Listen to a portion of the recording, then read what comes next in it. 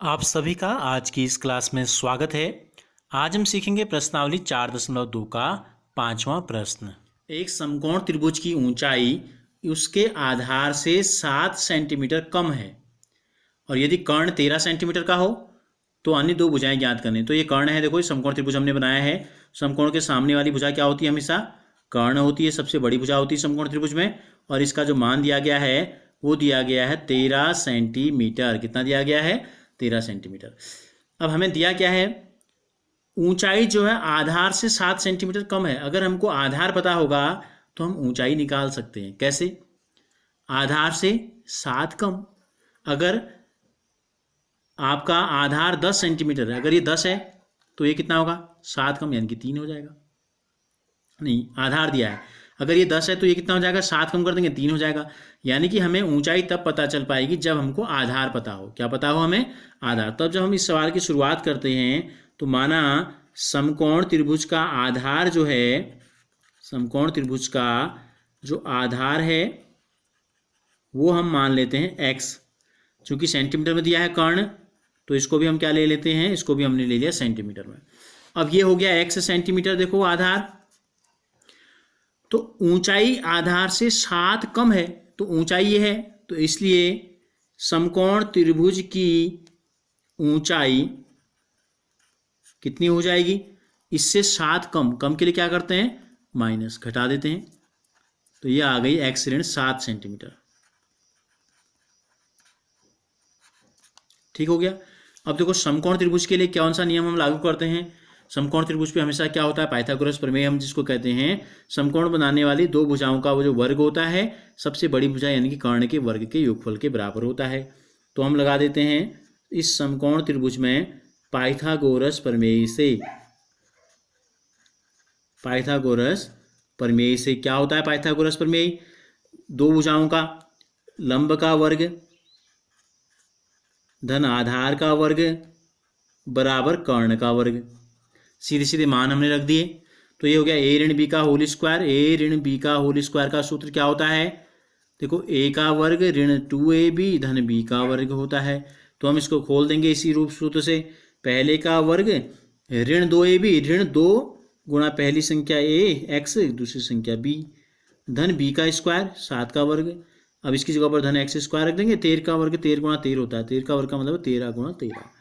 तो ये कितना हो गया? अब ये हो गया एक्स की घात 2 ऋण 2 सत्ते 14x धन 7 गुणा 7 7 सत्ता 49 धन एक्स की घात 2 बराबर 13 13 169 होता है। 13 गुणा 13 होता है 169। अब देखो एक्स स्क्वायर और एक्स स्क्वायर दोनों एक जैसे हैं, समान पद हैं, तो क्या हो जाएंगे? आपस में जुड़ जाएंगे। एक्स वाला कोई और पद है? कोई पद नहीं है, तो ये ऐसे ही रहेगा। धन 49 ऐसे ही रहेगा। धन 169 यहाँ आएगा तो ऋण 169 हो जाएगा बराबर 0। यहाँ कुछ नहीं बचा तो 0 बच गया। अब क्या आया? फाइनल हमारे पास आया 2 एक्स की घात 2 ऋण 14x। इन दोनों को एक धन में एक ऋण में तो घटाते हैं, चिन्ह आता है बड़ी संख्या का। इन दोनों में बड़ा 169 है और 169 का चिन्ह ऋण है, तो यहाँ आएगा ऋण। घटा देते हैं, 9 में से 9 गया 0, 16 में से 4 गया 12, 120 बराबर 0। अब देखो इन तीनों में 2 का भाग जा रहा है, तो आप लिखेंगे समीकरण के दोनों पक्षों में 2 का भाग देने पर बट्टे 2, 14x बट्टे 2 ऋण 120 बट्टे 2 बराबर 0 बट्टे 2। दोनों पक्षों में हमने 2 का भाग दे दिया, तो 2 से 2 कट गया, हमको प्राप्त हो गया एक्स की घात 2, 2 सत्ते 14 7x और 2 छक्का ये आ गया इतना। तो ये हमको प्राप्त हो गया एक द्विघात समीकरण। तो इस द्विघात समीकरण को हल करने की आपकी किताब में 3 विधियां दी गई हैं, जिनमें से अभी तक हमने आपको एक विधि बताई है। तो हम उस विधि का प्रयोग करके इसको हल करते हैं। तो देखो ए एक्स स्क्वायर क्या करते थे हम? ए एक्स स्क्वायर धन बी एक्स धन सी बराबर 0 से तुलना करते थे। ए का मान है 1, सी का मान है 60। फिर हम क्या करते हैं? 1 गुणा सी 1 गुणा 60, 60 एकम 60, 60 के हम क्या करते हैं? गुणनखंड करते हैं। ऐसे 2 टुकड़े हमको करने हैं जिनको जोड़ के या घटा के क्या आ जाए? 7 आ जाए। ठीक है, तो क्या क्या हो सकते हैं 60 के गुणनखंड? क्या क्या हो सकते हैं? देखो एक हो सकता है 1 गुणा 60, 1 गुणा 60 हो सकता है। 2 से भाग जाएगा 30 बार, 3 से भाग जाएगा 20 बार, 4 से भाग जाएगा 15 बार, 5 का भाग जाएगा 5 का 12 बार, 12 पंजे 60 होता है। और किसका जाएगा? 6 का जाएगा, 6 का जाएगा 10 बार।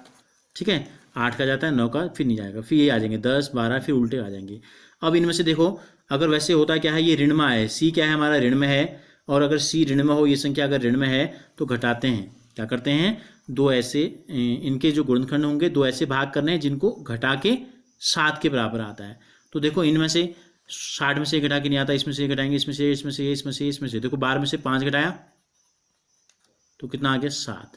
तो हम 7 के स्थान पर क्या रख देंगे, ये हो गया x की घात 2। ये मध्य वाले पद के दो भाग हम कर देते हैं, 7 के हम 2 टुकड़े कर देंगे, 12 ऋण 5।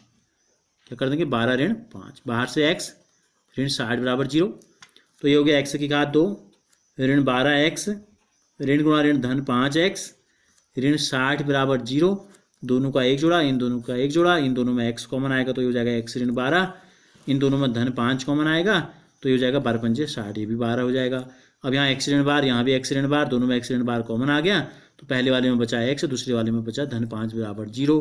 अब दो संख्याओं का गुणनफल 0 है तो क्या होता है, या तो पहली संख्या 0 होगी, तो यदि x ऋण 12 का मान 0 होगा तो x का मान हो जाएगा 12, और यदि x धन 5 का मान 0 होगा तो x का मान हो जाएगा ऋण 5। क्योंकि जो आधार है वो ऋणात्मक हो नहीं सकता तो ये अमान्य हो गया। ये क्या हो गया, अमान्य है, इसको हम नहीं मानेंगे क्योंकि ऋणात्मक आधार को हमने x माना है और आधार 0 से छोटा नहीं हो सकता। तो इसका मतलब क्या आ गया, x बराबर आ गया बार।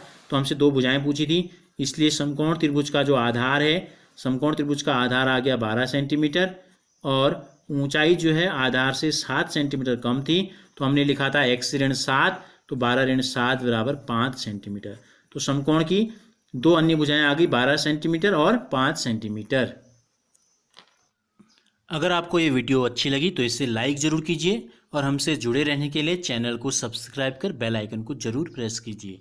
और अगर आपने इससे पहले के वीडियोस नहीं देखे हैं तो जो आपको सामने लिंक दिखाई दे रहा है क्लास 10 मैथ्स लिखा हुआ, इस पर सारे वीडियो उपलब्ध हैं, इस पर क्लिक कीजिए।